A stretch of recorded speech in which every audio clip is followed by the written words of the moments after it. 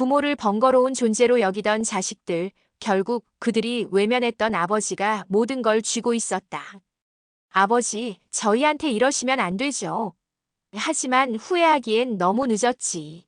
세상에서 가장 통쾌한 참교육, 지금 시작합니다. 답답한 일 있으셨나요? 오늘 이 이야기로 속 시원하게 풀어보세요. 구독과 좋아요 잊지 마세요. 아버지, 요즘 같은 시대에 좀 조용히 지내시는 게 좋지 않을까요?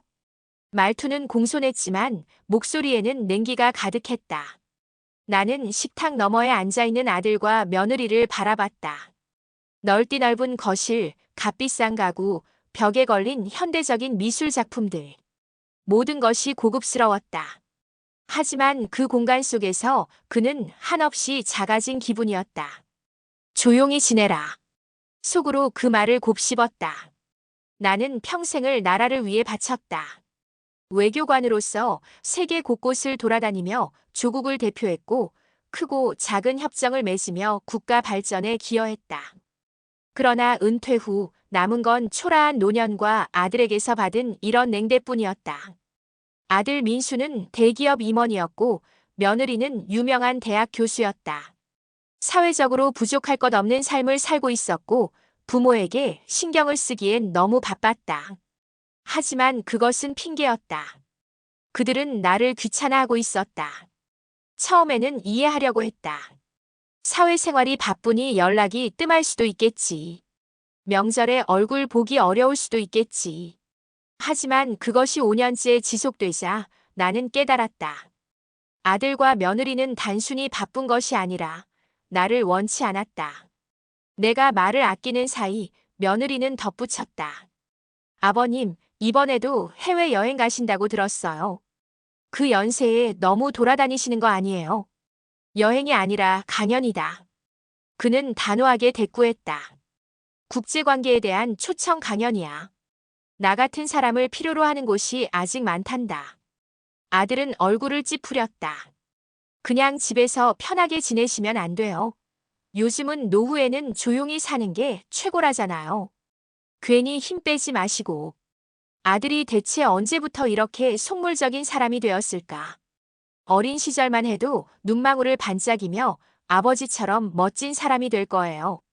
라고 말했던 아이였다. 하지만 성장하면서 그는 점점 실용적인 인간이 되었다. 부모에게 의무적으로 용돈을 보내고 사회적 체면 때문에 어쩌다 한번 얼굴을 비추는 것만으로도 충분하다고 생각하는 사람이 되어버렸다. 나는 철저하게 이용 가치 없는 노인 취급을 받고 있었다. 그때 옆방에서 손녀와 손자의 웃음소리가 들려왔다. 할아버지, 이리 와보세요. 우리 숙제 봐주세요. 손녀 유진이, 손자 도윤이. 그들은 아직 순수했고 조부모의 존재를 소중히 여겼다. 어른들이 대화하는 동안에도 나를 향해 반갑게 손을 흔들었고 틈만 나면 내 곁으로 와서 이야기를 나누었다. 아버지, 애들이 너무 할아버지한테 의존하는 것 같아요. 며느리가 못마땅한 얼굴로 중얼거렸다. 요즘 교육 방식은 다르다고요. 어릴 때부터 독립심을 키워야 해요. 괜히 어른한테 너무 의존하게 하면 나중에 사회생활도 힘들어지고. 그녀의 말에 아들도 고개를 끄덕였다. 맞아요. 애들도 바쁘게 살아야 해요. 할아버지가 너무 가까이 있으면 좀 부담스러울 수도 있잖아요. 순간 나의 마음속에서 무언가 부서졌다. 내가 부담스러운 존재인가? 아들은 이제 손주들과의 관계까지 단절시키려 하고 있었다. 그 순간 나는 결심했다. 더 이상 자식에게 인정받으려고 하지 않겠다. 그리고 조용히 손주들에게 줄 선물을 준비하기로 했다. 나는 한밤중에 잠에서 깼다. 창밖으로 희미한 달빛이 스며들고 있었다. 나도 참 늙긴 늙었군. 혼잣말을 하며 천장을 바라보았다.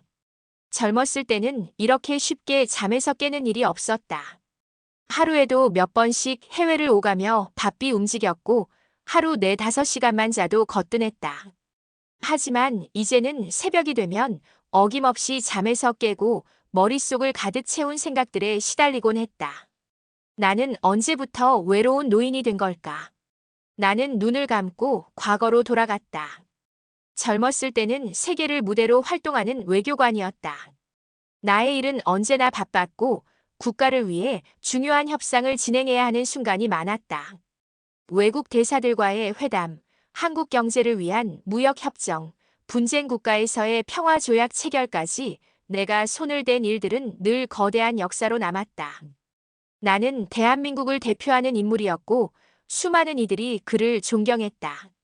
각국 정상들과 악수를 나누고 국제회의장에서 연설을 하던 시절이 엊그제 같았다. 하지만 그 과정에서 놓쳐버린 것이 있었다. 가족. 나는 가족과 함께한 시간이 거의 없었다. 아내는 혼자서 아들을 키웠고 아들은 아버지의 부재 속에서 성장했다. 아들이 어릴 때 해외 출장이 잦았던 그는 생일날에도 집에 없었고 초등학교 입학식에도 참석하지 못했다. 그럼에도 나는 내 가족을 위해 일하고 있다고 믿었다. 민수야, 아빠가 이번 주말엔 집에 있을 거야. 힘겹게 시간을 내어 아들에게 약속했을 때 8살짜리 민수는 눈을 반짝이며 말했다. 정말이죠, 아빠. 그럼 같이 야구 보러 가요. 그런데 그 주 금요일 밤 정부에서 긴급히 해외로 가봐야 한다는 통보가 왔다. 나는 결국 주말에 집에 있지 못했고 아들은 혼자 남겨졌다. 그런 일이 반복되면서 아들은 점점 아버지를 기대하지 않게 되었다. 나는 은퇴 후 가족과 좀 더 가까워질 수 있을 거라 믿었다. 이제는 내가 옆에 있을 수 있겠구나. 그러나 현실은 달랐다. 아들은 더 이상 나를 필요로 하지 않았다. 아니, 오히려 부담스러워했다. 며느리는 처음부터 탐탁지 않아 했다. 결혼 초부터 예의는 차렸지만 언제나 선을 그었다. 아버님, 저희는 저희 방식대로 살고 싶어요. 그 말은 부모가 간섭하지 않았으면 좋겠다는 뜻이었다. 처음엔 아들이 말렸지만 시간이 지나자 그도 점점 아내의 편을 들었다. 명절이 되어도 찾아오지 않았고 손주가 태어났을 때도 요즘 육아 방식이 다르다며 병원 방문조차 허락하지 않았다. 나를 찾아온 것은 손주들이었을 뿐이었다. 그리고 그것이 나를 움직이게 했다. 나는 얼마 전 변호사를 만나 새로운 유언장을 작성했다. 대표님, 정말 이렇게 하실 겁니까? 변호사는 조심스럽게 물었다. 네. 제 전 재산은 손주들에게 갈 겁니다. 나는 이미 오래전부터 준비해왔다. 내가 남긴 해외 부동산, 은행 예금, 투자 펀드, 심지어 도심 한복판에 위치한 건물까지. 이 모든 것들은 결국 손주들에게 돌아갈 것이었다. 아들과 며느리는 한 푼도 받지 못할 것이다. 단순한 복수심으로 이 일을 계획한 것이 아니었다. 나는 손주들이 진정한 가치를 아는 사람이 되길 바랐다. 손주들은 나를 소중히 여겼고 사랑을 주었다. 그래서 그 사랑에 대한 보답을 하기로 한 것이다. 곧 아들과 며느리는 알게 될 것이다. 자신들이 무시했던 아버지가 실은 그들에게 가장 중요한 존재였다는 것을. 일요일 아침 나는 손주들과 함께 뒷마당에서 장난을 치고 있었다. 손자 도윤이는 비눗방울을 불며 깔깔대고 있었고 손녀 유진은 나에게 영어 단어 퀴즈를 내며 즐거워했다. 할아버지, 이 단어 아세요? appreciate. 나는 능숙하게 대답했다. 그럼 감사하다라는 뜻이지. 유진이 덕분에 내 영어 실력이 점점 늘어나겠는걸. 유진이 한박 웃음을 지었다. 맞아요. 할아버지 최고. 그 순간 거실에서 며느리의 짜증 섞인 목소리가 들려왔다. 도윤아, 유진아, 당장 들어와. 나는 눈살을 찌푸렸다. 손주들이 풀이 죽어 문 쪽으로 걸어가자 며느리는 팔짱을 끼고 그들을 노려보았다. 엄마 왜요? 유진이 불만스럽게 물었다. 공부 시간인 거 몰라. 너희 할아버지랑 노느라 중요한 시간 다 버렸잖아. 근데 엄마 할아버지랑 있으면 너무 재밌어요. 도윤도 조심스럽게 거들었다. 맞아, 할아버지는 우리가 하는 말 다 들어주고 어려운 거 있으면 다 설명해줘. 그러자 며느리는 한숨을 쉬며 눈을 돌렸다. 민수 씨, 나 좀 봐요. 아들은 신문을 읽던 손을 멈추고 며느리를 따라 옆방으로 갔다. 하지만 나의 예리한 청력은 그들의 대화를 놓치지 않았다. 여보, 이거 좀 심한 거 아니에요? 애들이 할아버지한테 너무 집착해. 그러게. 요즘 애들이 아버지랑 너무 붙어 다녀. 이러면 곤란해. 그러니까요.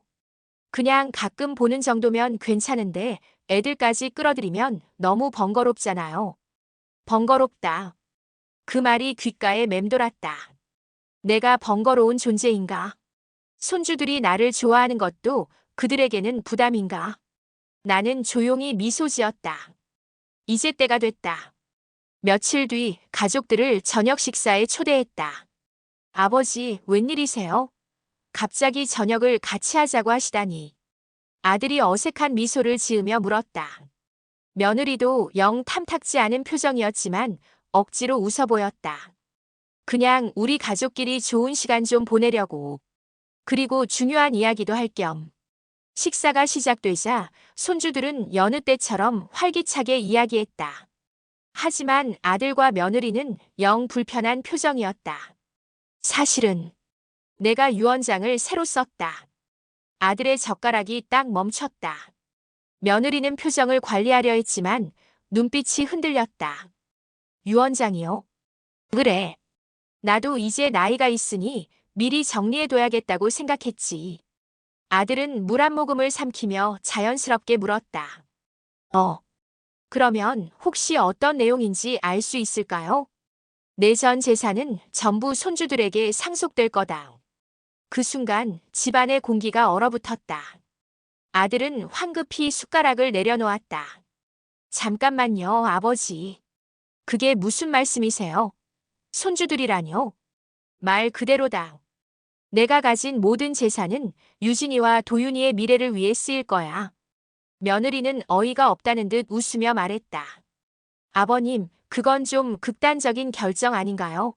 저희도 아버님을 위해 최선을 다했는데. 최선을 다했다고? 너희는 내가 필요할 때만 연락했지. 내 생일도 잊었고 내가 전화하면 바쁘다는 말만 반복했어. 심지어 손주들이 나와 지내는 것조차 번거롭다고 했지. 그런 너희에게 내가 왜 재산을 남겨야 하지? 아들과 며느리의 얼굴이 새파래졌다. 아버지, 그건. 말 돌리지 마라, 민수야. 아들은 당황해서 말을 잇지 못했다. 유진아, 도윤아. 할아버지가 너희를 위해 준비한 게 많단다. 앞으로 너희가 원하는 공부를 마음껏 할 수 있도록 유학 자금도 마련해 놨어. 그리고 나중에 어른이 되면 직접 사회에 기여할 수 있도록 건물도 한 채씩 남겨줄 거야. 유진과 도윤은 깜짝 놀라며 눈을 반짝였다. 정말요? 할아버지, 저 그럼 하버드 갈 수 있어요? 그럼 내 꿈이잖니. 손녀가 환호성을 지르는 순간 아들의 얼굴이 완전히 일그러졌다. 아버지, 이건 불공평해요. 불공평? 내가 나에게 한 행동을 생각해봐라. 내가 외롭고 힘들 때 넌 어디 있었지? 내가 아버지는 조용히 지내야 한다고 말할 때 내 아이들은 나를 필요로 했다. 그래서 나는 내가 정말로 사랑받는 곳에 내 마지막을 남기기로 했다. 며느리는 더 이상 참지 못하고 소리를 질렀다. 아버님, 너무하시네요. 우리도 노력했어요. 너희가 노력한 건 내가 원하는 방식일 뿐이야. 나는 내가 원하는 방식대로 할 거다. 이제 알겠지? 내가 무시하던 아버지가 어떤 선택을 했는지. 그리고 앞으로 어떤 결과가 올지. 아버지, 저희한테 너무하신 거 아니에요? 아들의 목소리가 높아졌다. 그의 얼굴은 붉게 달아올라 있었고 며느리는 눈을 크게 뜨고 입술을 꽉 깨물었다. 우린 아버지를 외면한 적 없어요. 어떻게 저희한테 한 푼도 안 남기신다는 거예요? 너희가 말하는 외면하지 않았다는 게 뭔데? 내가 마지막으로 나한테 전화한 게 언제지? 아, 맞다. 내 집 이사할 때 전세금이 부족해서 빌려달라고 했었지. 그리고 넌 나한테 직접 전화한 적 한 번도 없지. 아니, 있었구나. 도윤이 돌잔치 때 호텔 예약비 부족하다고 부탁했던 게 처음이자 마지막이었지. 며느리는 입을 때려다 닫았다. 그런데 너희는 오늘 처음으로 진심으로 내게 관심을 보이네. 내 재산 얘기가 나오니까. 아버지, 너무 감정적으로만 생각하지 마세요. 아들은 필사적으로 변명했다. 우리도 바빴어요. 직장 생활하고 애들 키우느라 정신이 없었다고요. 아버지가 외로우셨던 건 알지만 그렇다고 이렇게 극단적으로 행동하시면. 극단적. 그럼 넌 나한테 어떻게 했어야 극단적이지 않은 거냐? 아들은 할 말을 잃었다. 내가 필요할 때만 연락하고 그 외엔 연락 한 통 없었지. 내가 먼저 전화하면 회의 중이라며 끊기 바빴고 명절에 한번 얼굴 보자고 하면 요즘은 가족끼리도 각자 즐기는 거라고 했었지. 아들은 얼굴을 싸매듯 감싸고 헛웃음을 지었다. 그럼 저희 보고 어쩌라고요? 아버지가 바랐던 건 대체 뭐예요? 나는 아들과 눈을 맞추며 조용히 말했다. 너희가 정말로 날 가족으로 생각했다면 최소한 나를 번거로운 존재라고는 안 했겠지. 그 순간 며느리가 폭발했다. 좋아요. 아버님 뜻대로 하세요. 하지만 손주들은 미성년자인데 그 큰 돈을 어떻게 하겠어요? 결국 아버님이 돌아가시면 우리가 다 관리하게 될 텐데. 그럴 줄 알고 모든 자산은 신탁으로 관리하게 해놨다. 뭐라고요? 유진이와 도윤이가 성인이 될 때까지 내 자산은 변호사와 금융 전문가들이 관리할 거다. 그리고 그 돈은 아이들이 성장해서 직접 사용할 때만 인출 가능하도록 해두었어. 그러니까 너희가 손을 대려야 될 수도 없다는 얘기지. 며느리의 얼굴이 새파래졌다. 아니, 그럼 우리가 아무것도 못한다는 말이에요. 그렇지. 내가 손주들 이름으로라도 돈을 빼낼 방법은 없다. 법적으로 철저히 차단했으니까. 며느리는 손을 부들부들 떨었다. 이건 너무 불공평해요. 우리가 부모잖아요. 애들한테 필요한 돈도 우리가 결정해야 하는데 아버님이 그걸 막으시는 건 애들 인생까지 망치는 거예요. 그래. 그럼 물어보자. 나는 손주들에게 다정하게 물었다. 유진아, 도윤아. 엄마 아빠가 너희 돈을 관리하는 게 맞다고 생각하니? 유진이는 부모의 눈치를 보다가 조심스럽게 입을 열었다. 아빠, 엄마. 할아버지 말이 맞는 것 같아요. 우리를 위해 남겨주시는 거니까 우리가 직접 써야죠. 도윤이도 고개를 끄덕였다. 맞아요. 그리고 솔직히 엄마랑 아빠가 돈 아껴 쓰는 스타일도 아니잖아요. 며느리는 기겁했다. 도윤아, 무슨 말버릇이야. 하지만 도윤은 시선을 피하지 않았다. 사실이잖아. 엄마 아빠는 좋은 차, 좋은 옷, 비싼 음식이 더 중요하지 않아요? 우리 용돈은 늘 아껴 쓰라고 하면서 엄마 가방은 몇백만 원짜리 사는 거 봤는데. 그 순간 거실은 고요해졌다. 며느리는 얼굴이 새빨개졌고 아들도 아무 말도 하지 못했다. 그래서 나는 너희한테 한 푼도 안 남기기로 했다. 몇 주 후 아들은 나를 찾아왔다. 아버지, 제발 생각 좀 바꿔주세요. 저희가 부족했던 거 알아요.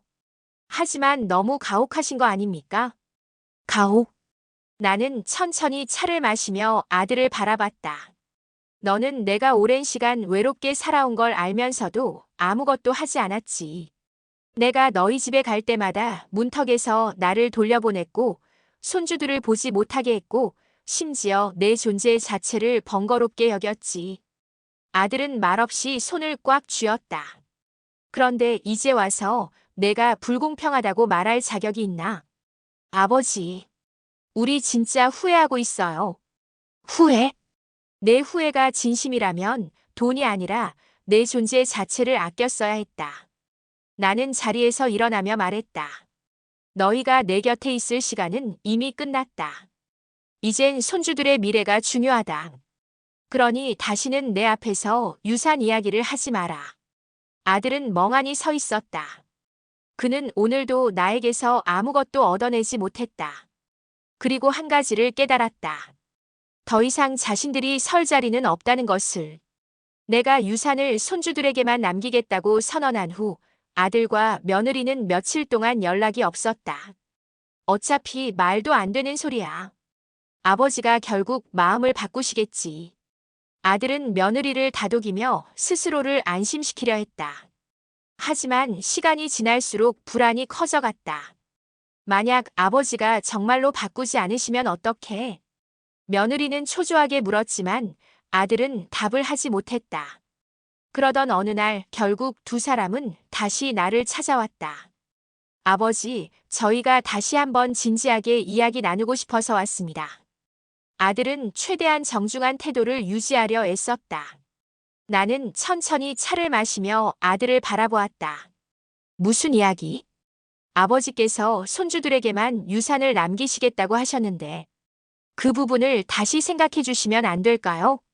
며느리가 조심스럽게 덧붙였다. 아버님, 저희가 잘못한 부분이 있긴 하지만 그래도 부모 자식 간의 정이라는 게 있잖아요.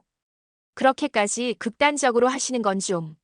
나는 가침묵했다. 천천히 입을 열었다. 그래. 정이 있지. 아들과 며느리는 안도의 한숨을 내쉬었다. 그래서 내가 30년 동안 너희를 이해하려고 노력했고 기다려줬지. 하지만 정이라는 건 서로 주고받아야 하는 거야. 난 30년 동안 베풀었고 기다렸어. 그런데 너희는?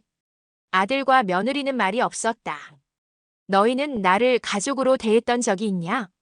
아버지, 저희가 부족했던 건 맞아요.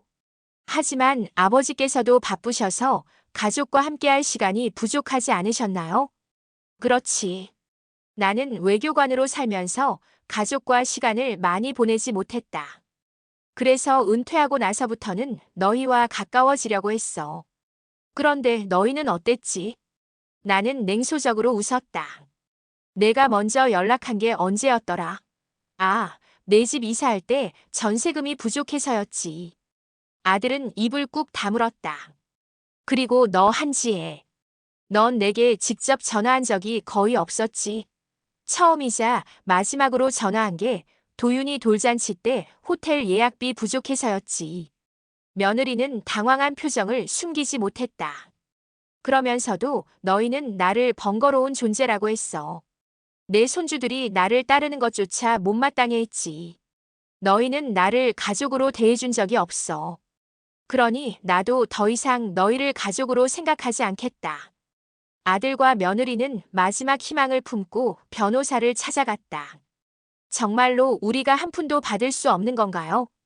변호사는 고개를 끄덕였다. 강철우 대표님께서는 모든 재산을 손주들의 신탁으로 넘기셨습니다. 신탁 관리 기간 동안 부모가 개입할 수 없도록 법적으로 철저히 막아두셨습니다. 며느리가 기겁하며 물었다. 그럼 저희는 어떻게 하란 말이에요? 아이들 학비도 내줘야 하고 생활비도 필요해요. 대표님께서도 그 부분을 고려하셨습니다. 변호사는 차분하게 설명했다. 손주들이 성인이 될 때까지 필요한 금액은 신탁에서 자동으로 지급됩니다. 하지만 부모인 두 분은 그 돈을 직접 관리할 권한이 없습니다.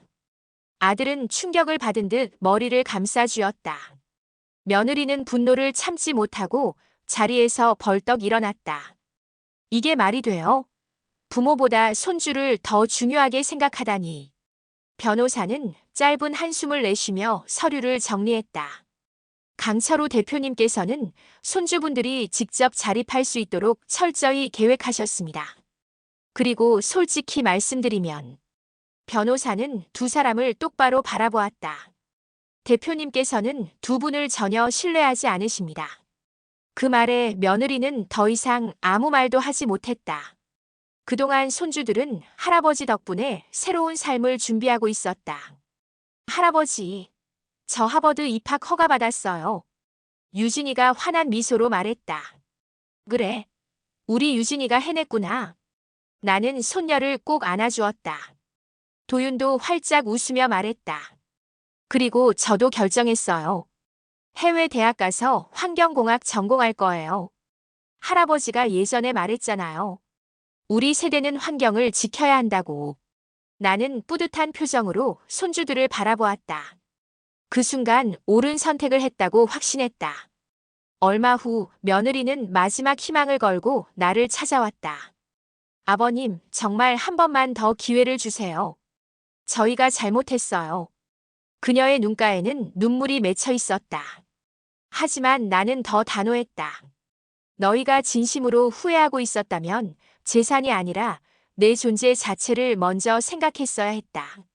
나는 이제 너희를 가족으로 생각하지 않는다. 다시는 이런 이야기 하러 오지 마라.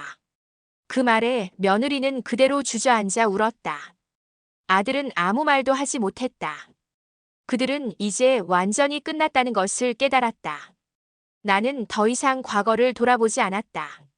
손주들과 함께 세계를 여행하며 새로운 삶을 즐기기 시작했다. 아들과 며느리는 사라졌지만 나는 더 이상 그들이 필요하지 않았다. 나에게는 사랑하는 손주들이 있었고 그들과 함께하는 시간이 무엇보다 소중했다. 나는 바닷가에 앉아 따뜻한 바람을 맞으며 미소 지었다. 이제야 진짜 내 삶을 사는 것 같군.